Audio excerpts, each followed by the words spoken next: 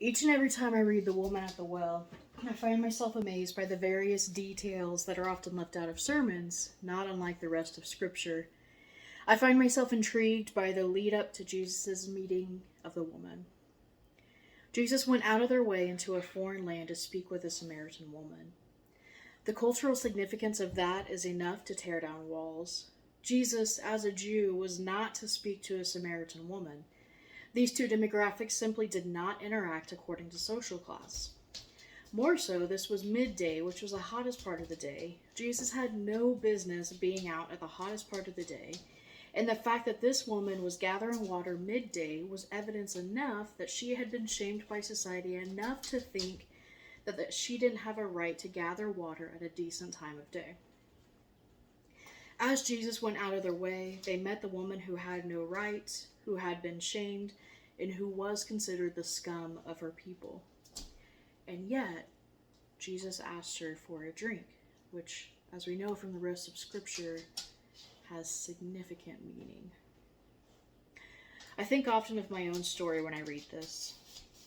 I think of my level of usefulness that quickly disappeared to my denomination as soon as I came out as LGBTQIA+. Pretty quickly, I went from being able to metaphorically gather water at normal times to gathering water at midday where no one could see me. The story of the woman and Jesus is often used to discuss, how we need to meet the scum of society where they are and convert them. Although that's never the words that a pastor would use, I recognize. In fact, due to Jesus' social status at the time, she wouldn't have been able to have a full conversation with them had she not been an outcast. Usually, Jesus would have been surrounded by his disciples or by the townspeople. However, since she was alone and Jesus was alone, they could have an intimate conversation about where she's really at. I don't believe Jesus saw this as an opportunity to call her on her sins.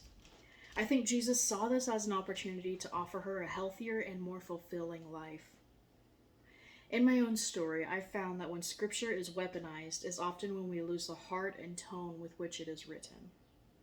I found that Jesus isn't just lurking to call me on my sins. I believe Jesus very intentionally finds us where we are, at the points in which our vulnerability and normalcies intersect, and talks to us lovingly.